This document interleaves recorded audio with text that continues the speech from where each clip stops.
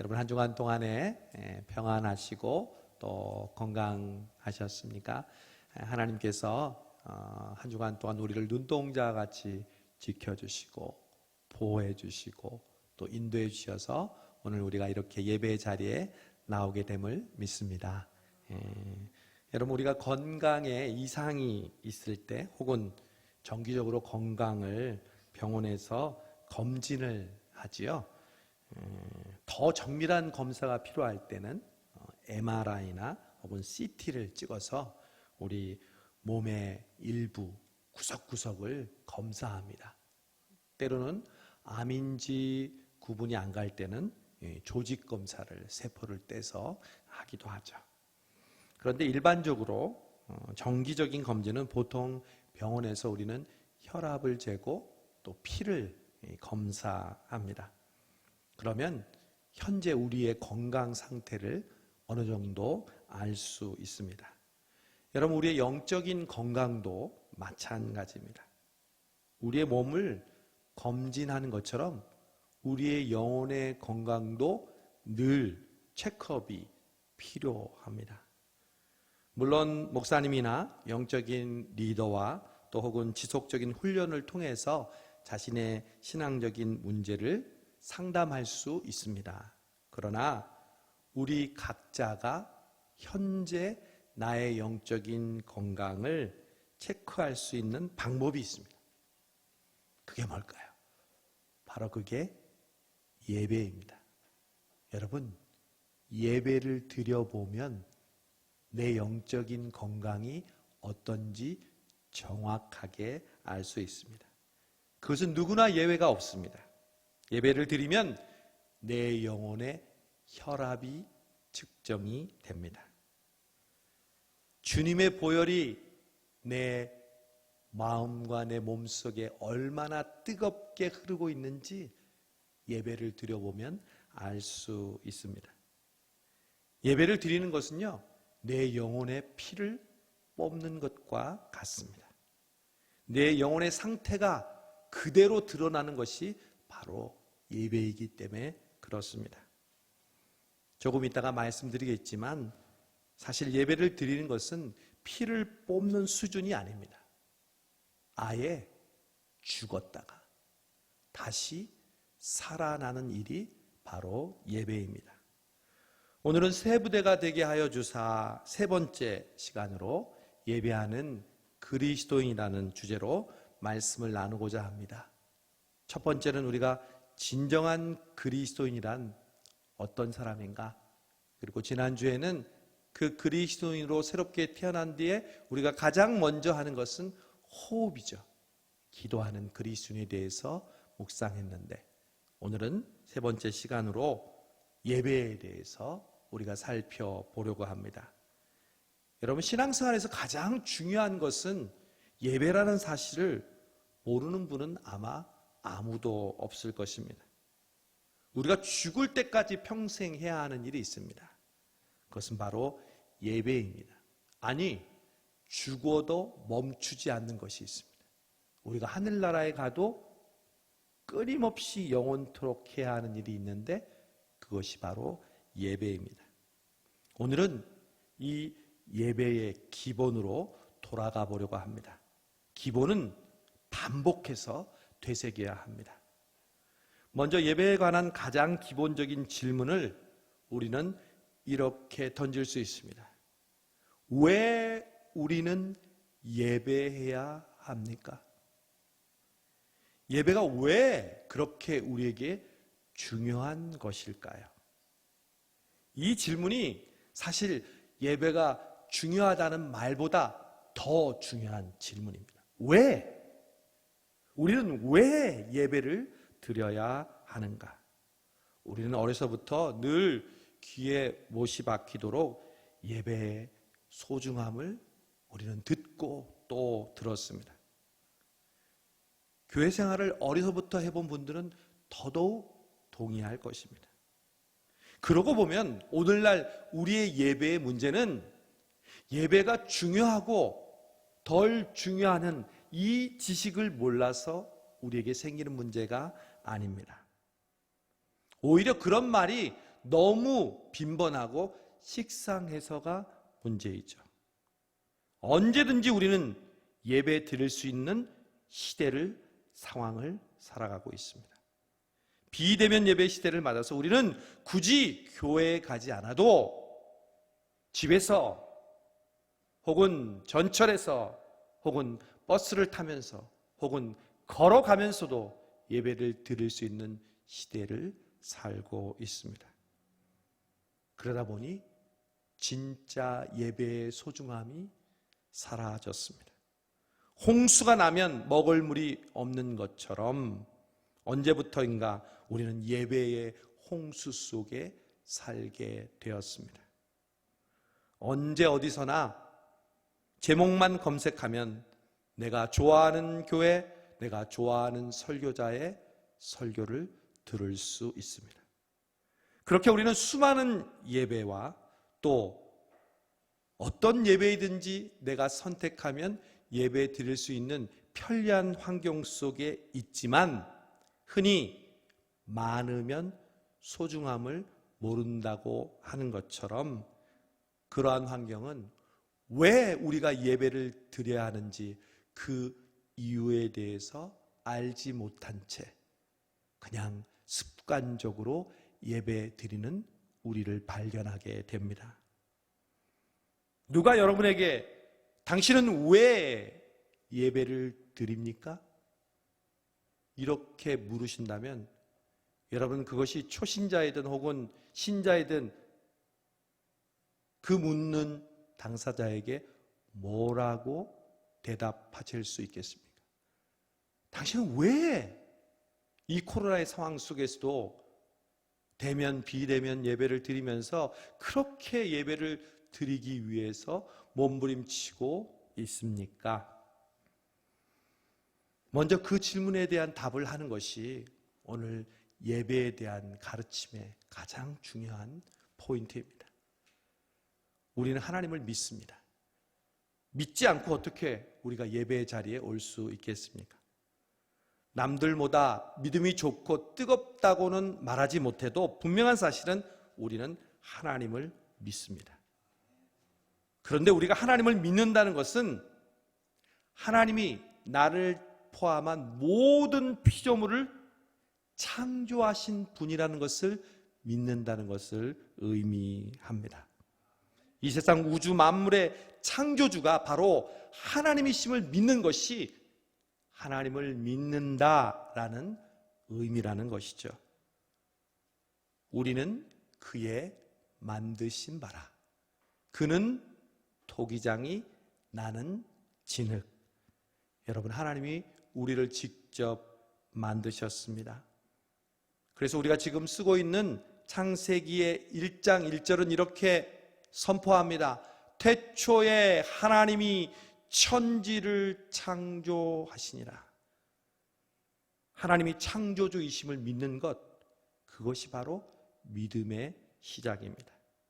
그런데 무언가를 만들었다는 것은 그 만든 이가 반드시 목적을 가지고 만들었다는 것을 의미합니다. 제가 예를 들어서 넥타이를 선물 받았다고 여러분 상상해 보십시오. 넥타이를 어디에 써야 합니까? 혹시 바지를 입었는데 허리띠가 보이지 않아서 그 넥타이로 허리띠를 맵니까? 머리가 지끈지끈 아파서 넥타이로 머리를 묶습니까? 아니요. 넥타이는 오직 와이셔츠에 그 넥타이를 매서 정갈하고 또 양복에 어울리는 내 옷의 일부로 사용하는 것이죠. 마찬가지입니다. 모든 물건에는 목적이 있습니다. 제가 설교하는 이 강단의 마이크, 강대상, 의자, 안경, 신발, 시계, 여러분 하물며 하나님께서 우리를 만드셨는데 그 만드신 분의 목적이 분명히 있다는 것입니다. 하나님이 만드신 피조물은 반드시 하나님의 분명한 목적이 있습니다. 이 목적 때문에 피조물은 지어졌습니다. 여러분, 그러면 정말 우리 인간이 하나님에 의해서 만들어진 목적이 무엇일까요? 그 목적이 오늘 우리가 읽은 이사야 43장 21절에 나옵니다. 제가 다시 한번 말씀을 읽어 드리겠습니다. 이 백성은 내가 나를 위하여 지었나니 나를 찬송하게 하려 함이니라. 여러분, 무엇 때문에 하나님이 하나님의 백성을 지으셨다고요? 찬송하게 하시려고. 여러분도 지금 하나님께서 만드는 모든 피조물은요, 지금도 끊임없이 하고 있는 일이 있습니다. 하나님을 찬양하고 있습니다. 요즘 젊은이들이 잘 부르는 찬양 중에 꽃들도 구름도 바람도 넓은 바다도 찬양하라 찬양하라 예수를. 여러분, 그건 시적인 표현이 아니에요. 모든 피조물은 지금 그 만드신 하나님을 찬양하고 있어요. 왜? 그게 하나님이 그 피조물을 만드신 목적이기 때문에. 하늘의 해와 또한 별들, 땅과 바다와 각종 들짐승과 새와 산과 나무와 심지어 예수님이 그러셨죠. 돌들로도 하나님을 찬양하게 할 수 있다고 하셨습니다. 그런데 오직 유일한 피조물인 한 피조물만 하나님을 예배하지 않고 있습니다. 바로 인간입니다. 여러분, 인간은 언제 가장 인간다워질까요? 야, 정말 사람답구나, 인간답구나. 여러분, 인간이 가장 인간다워질 때는 예배 드릴 때인 줄로 믿습니다. 여러분, 휴머니즘의 극치는 다른 사람들에게 봉사하고 또 사랑을 실천하는 그 행동이 아니라, 그보다 더 아름다운 인간의 모습은 바로 하나님을 예배하는 인간인 줄로 믿습니다. 그런데 저는 예배를 묵상하면서요, 한 가지 사실을 깨닫게 됐어요. 인간은 예배하지 않는 것이 문제가 아니라는 거예요. 인간만 예배드리지 않는다고 하면서요. 그런데 더 예배를 묵상하고 인간의 모습을 살펴보니까 엄밀히 말해서요, 모든 사람은 지금 예배하고 있습니다. 예배하지 않는 사람은 아무도 없습니다. 예배는 본능입니다. 하나님이 우리에게 창조하신 본능이 바로 예배하도록 지어졌기 때문에 그렇습니다. 그러므로 지금 모든 인간은 예배를 드리며 삽니다. 그런데 문제는 예배의 대상입니다. 인간은 하나님을 예배하기 위하여 지어졌는데, 죄로 타락한 인간들은 하나님이 아닌 다른 그 무엇으로 예배의 대상을 바꾸어 버렸습니다. 다시 말하면 원래 인간은 하나님만 예배하도록 창조되었는데, 사탄이 그 예배의 대상을 하나님이 아닌 것으로 바꿔치기를 했다는 것입니다. 인간인 너도 하나님처럼 예배받기에 충분해. 네가 그 선악과를 따먹으면 하나님처럼 예배받는 존재가 될 거야. 아담과 하와의 범죄 이후에 모든 인간은 그렇게 예배의 대상을 바꾸어 버렸습니다. 하나님이 아닌 자기 자신이 예배의 대상이 되어 그것을 하나님 대신 예배하고 말았습니다. 여러분, 우상이 무엇입니까? 우상의 정의가 바로 이것입니다.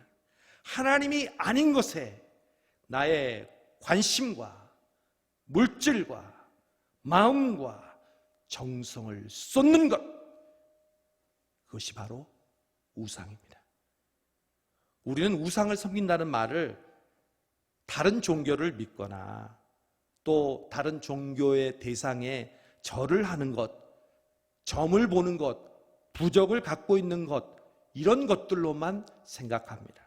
아니요. 그런 것만 하면 우리는 우상을 섬기지 않을까요? 그러면 왜 십계명에서 너를 위하여 우상을 만지지 말라고 하나님께서 그렇게 강조하셨을까요? 여전히 우리는 교회를 다니면서도 우상을 섬길 수 있습니다. 예수를 믿는다고 하면서도 우리는 우상을 섬길 수 있습니다. 목사인 저도 예외가 아닙니다. 목회를 목사의 성공의 수단으로 여긴다면 그것은 우상이 되어버립니다. 많은 사람들은 돈을 예배합니다. 돈을 사랑한다고 하지 돈을 예배한다는 말은 잘 쓰지 않지만 저는 그것이 더 정확한 표현이라고 믿습니다. 예배란 자기 자신이 가장 관심을 가지고 좋아하고 그걸 위해 땀 흘리고 노력할 만하다고 생각해서 가장 삶의 우선순위에 두는 것이 바로 예배입니다. 한마디로 가장 가치 있다고 여기는 거죠. 영어로 예배는 worship입니다. 이 worship이라는 단어는 두 단어가 합성된 단어입니다. worth, 가치, ship, 가장 가치 있는 것을 받을 만한 자격이 있는 것. 그것이 바로 예배의 단어의 원어입니다. 여러분, 우리가 쉽이란 말을 쓸 때는 인턴십, 멤버십, 오너십, 이것이 바로 영광과 존경을 표현하는 단어거든요. 그래서 사람들은요, 돈을 가장 가치 있게 여기면 그 돈을 예배하는 것이 됩니다. 어떤 사람들은 남들로부터 칭찬받고 인정받고 명성을 얻는 것을 목숨보다 소중하게 여깁니다. 바로 그걸 예배하는 것이죠. 어떤 사람들은 자녀 때문에 모든 것을 다 올인합니다. 어떤 사람들은 자신의 외모, 어떤 사람은 자신이 건강하기 위해서 음식과 운동과 병원, 모든 신경을 거기에 집중합니다. 여러분, 예배의 대상이 다르다 뿐이지 그래서 모든 인간들은 자기가 인정하지 않고 인지하지 못해도 끊임없이 예배하고 또 예배하고 있습니다. 그러나 하나님을 믿는 저와 여러분은 오직 하나님만 예배하기 위하여 창조된 줄로 믿습니다.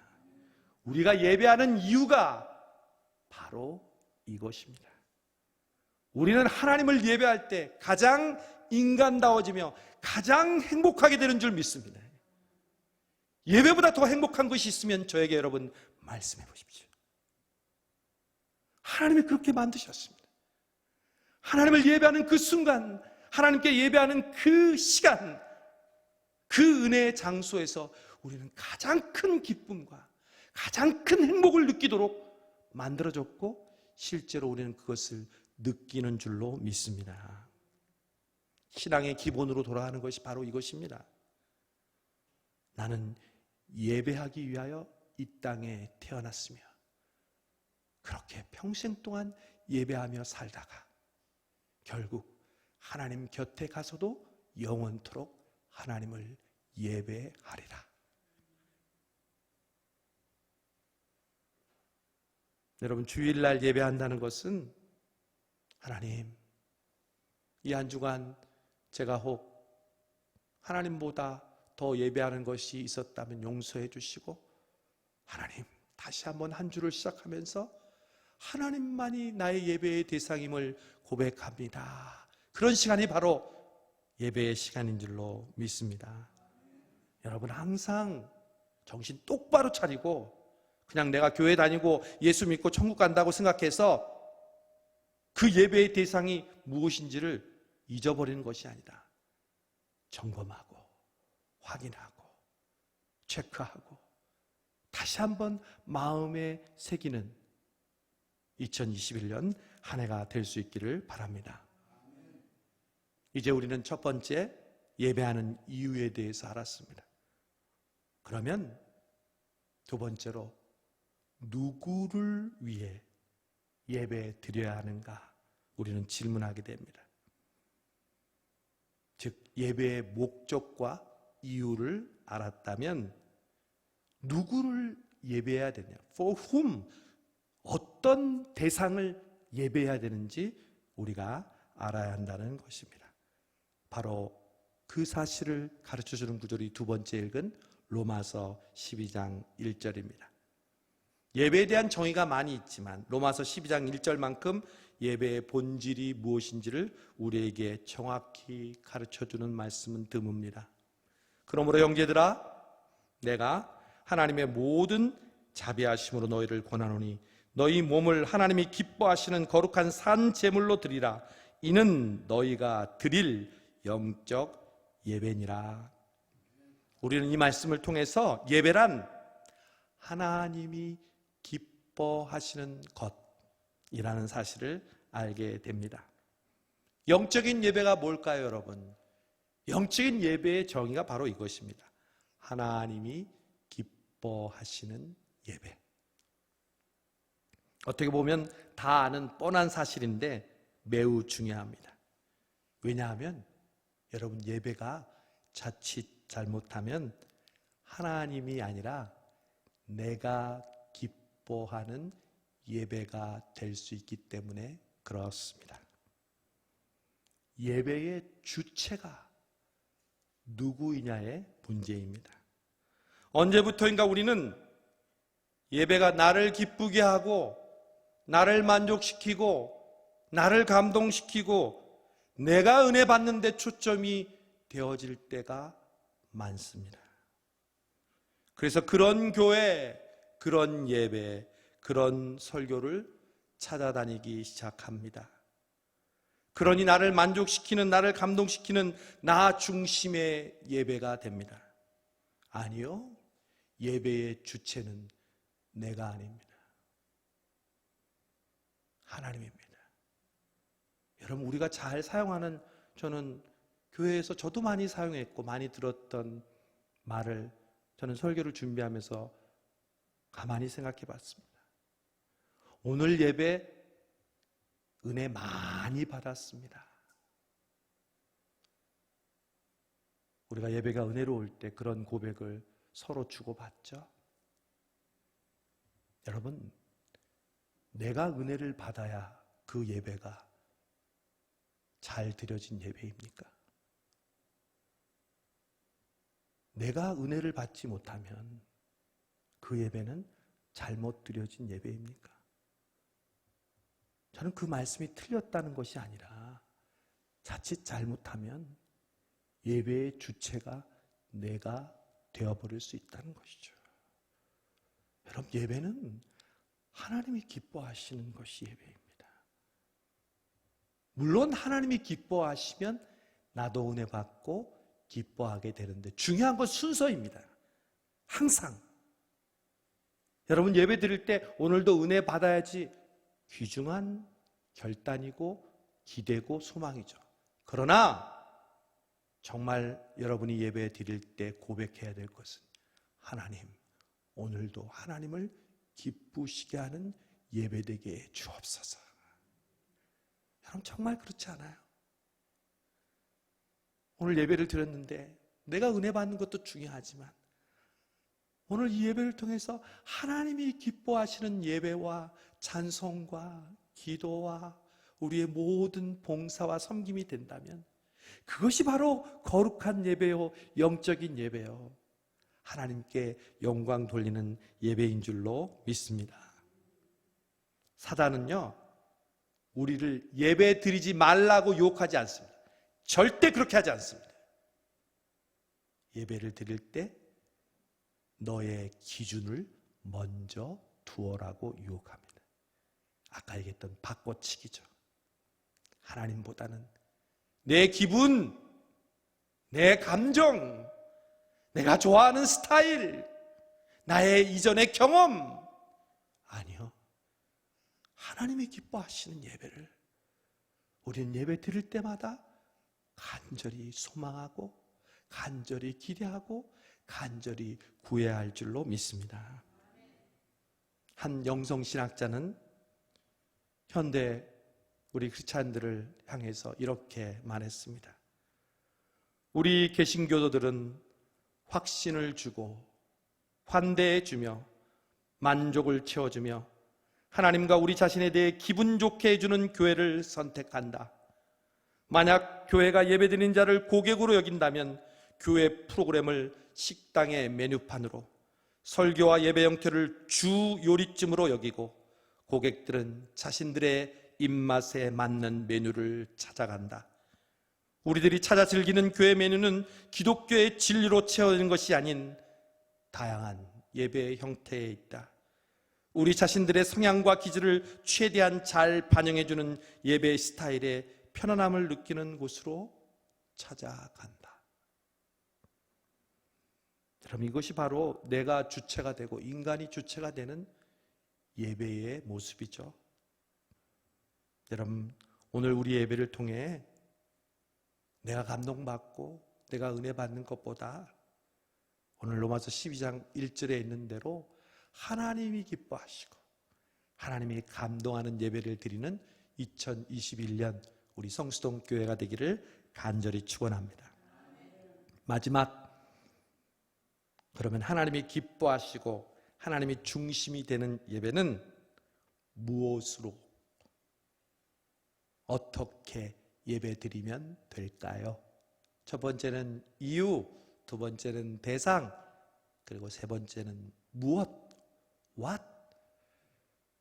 오늘 말씀은 이렇게 말씀합니다. 로마서 12장 1절, 너희 몸을 하나님이 기뻐하시는 거룩한 산 제물로 드리라. 여러분, 예배에는요 수천 년 전이나 지금이나 똑같이 변하지 않는 원리가 있습니다. 시대가 변하고요, 상황이 변하고 뭐 종교 계획을 하고 안 하고를 떠나서 예배의 불변의 원리가 있어요. 예배에는 반드시 제물이 있어야 합니다.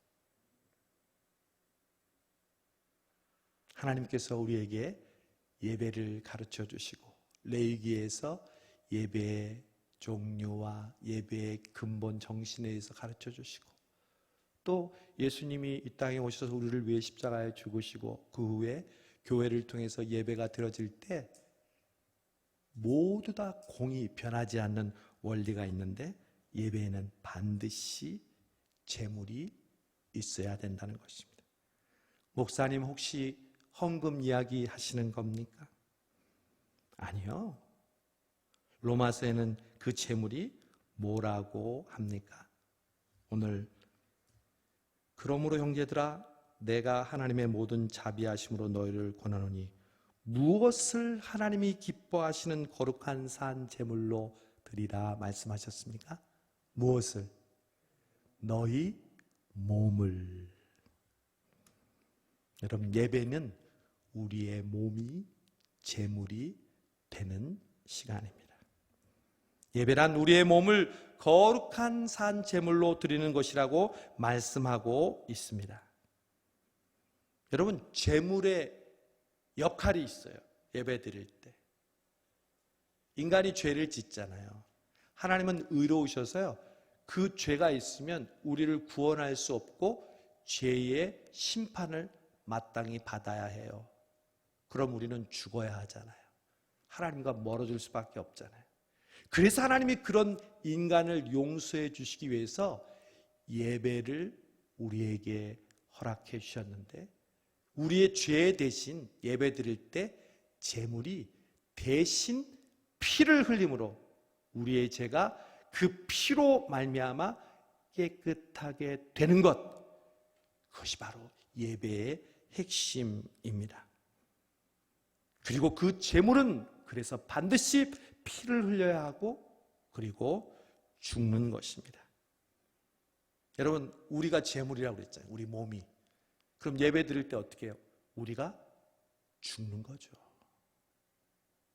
여러분, 예배 드리는 것은 우리가 죽는 사건을 경험하는 것입니다. 여러분, 혹시 이런 상상을 해보신 적이 있습니까? 엄마가 딸에게 묻습니다. 얘야, 너 어디 가니? 엄마, 나 죽으러 가. 어디 가는데? 예배 드리러 가. 한 친한 친구가 연락이 옵니다. 오늘 날씨도 좋은데 예배 드리지 말고 놀러 가자.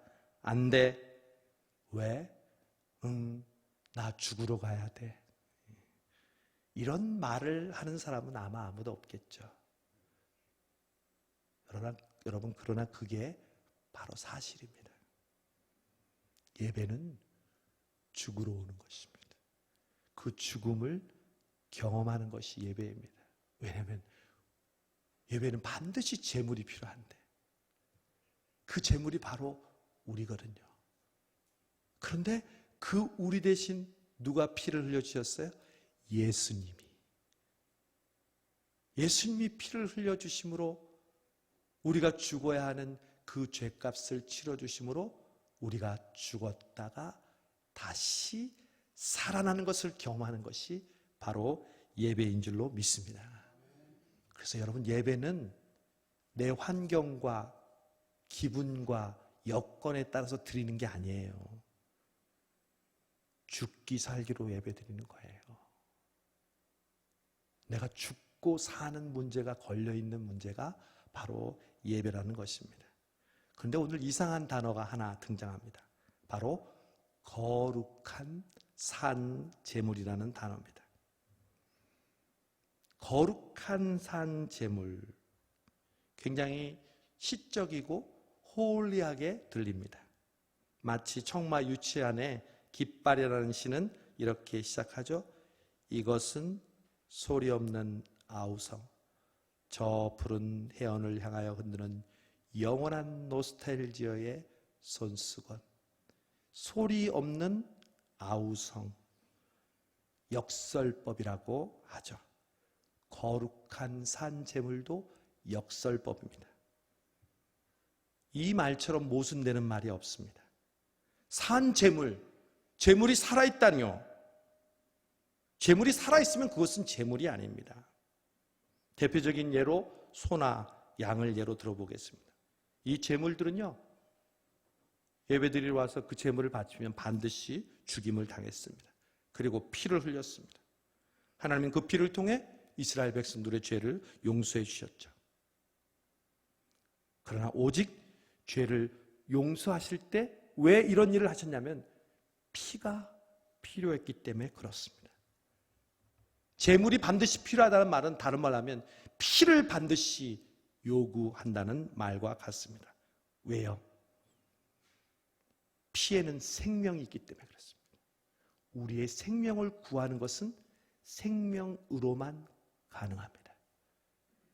우리의 죄값인 그 죽음을 생명을 구원하기 위해서는 오직 생명이신 예수 그리스도가 그 죄값을 대신하실 때 우리는 생명을 다시 얻는 것과 같습니다. 여러분, 오늘 예배에도요, 제물이 필요합니다. 아니, 매번 예배 드릴 때마다 그 제물이 필요합니다.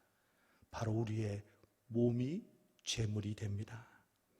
제물은 죽어야 제물입니다. 그러나 우리는 살아있습니다. 그래서 거룩한 산 제물입니다. 어떻게 그것이 가능합니까? 예수님께서 나를 위하여 대신 죽어 주심으로 우리는 제물이지만 거룩하게 살아있는 제물이 되어 하나님께 예배 드리는 줄로 믿습니다.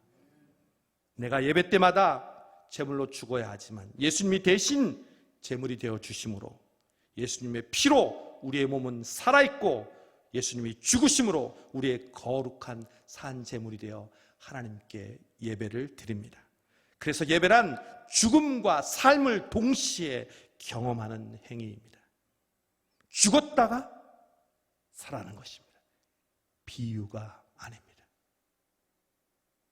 여러분과 혹시 여러분의 주변의 가족이 누군가 죽었다가 다시 살아났다고 생각해 보십시오. 잠이 오겠습니까? 다른 어떤 중요한 일이 그 일보다 더 중요하겠습니까? 여러분, 우리가 예배 드릴 때 우린 죽었다가 다시 살아나는 것입니다. 그래서 이 예배를 통해서 우리는 감격하게 되고 우리의 인생이 정말 새롭게 시작되고 새로운 피조물이 된다는 것이 무엇인지를 깨닫는 시간이 바로 이 예배인 줄로 믿습니다. 미국의 유명한 존 파이퍼 목사님은 열방이 기뻐하게 하라라는 제목에서 책에서 이렇게 말했습니다. 교회의 궁극적인 목표는 선교가 아니라 예배이다.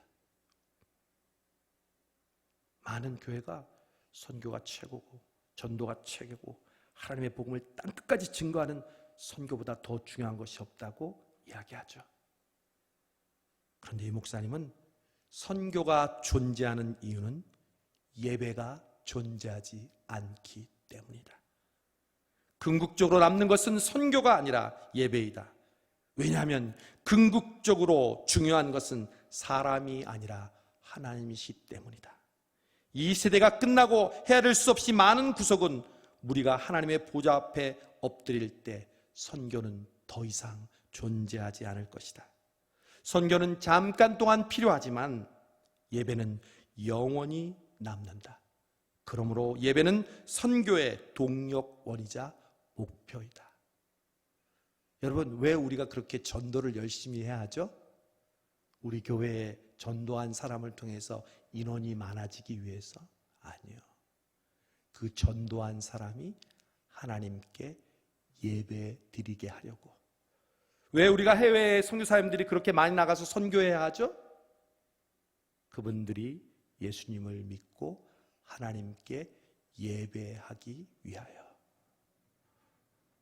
결국 우리의 신앙의 모든 궁극적인 종착점은 예배라는 것을 알 수 있습니다.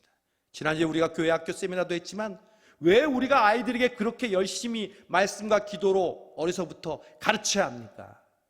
그들의 삶의 현장에서 하나님을 예배하는 자녀들이 되게 하기 위하여. 여러분, 우리가 이 예배에 대한 가장 기본적인 원리를 알고 올 한 해 실천한다면 정말 우리의 삶은, 우리 교회는, 여러분의 가정은 새롭게 변화될 줄로 믿습니다. 1년여간 우리는 비대면 예배의 상황 속에서 한 해를 보냈고 또 새해를 맞이했습니다. 새해를 맞아서 새 부대가 되게 해달라고 간구하고 있습니다. 우리는 무엇보다 우리의 예배가 새로워지기를 간절히 소망합니다. 이제 더 이상 예배는 눈에 보이는 장소에 모여서 드리는 것이 아님을 우리는 뼈저리게 실감하고 있습니다. 이럴 때일수록 우리는 예배하기 위하여 창조된 피조물이라는 사실을 기억하고 다시 한번 진심으로 우리의 삶의 현장에서 하나님을 기쁘시게 하는 산 제물이 되어서 우리가 예배하기 위해 창조된 피조물이라는 것을 기억하고 올 한 해 동안 여러분의 가정이, 여러분의 일터와 사업의 현장이, 그리고 우리의 교회가 하나님을 기쁘시게 하는 예배로 늘 살아서 역사하는 이 한 해와 우리 성도들의 삶 되기를 주님의 이름으로 축원합니다. 기도하겠습니다.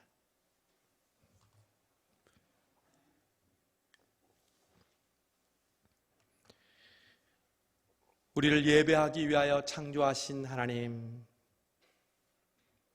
오늘 그 창조하신 목적대로 저희가 예배드리고 있음이 감사하고 행복합니다.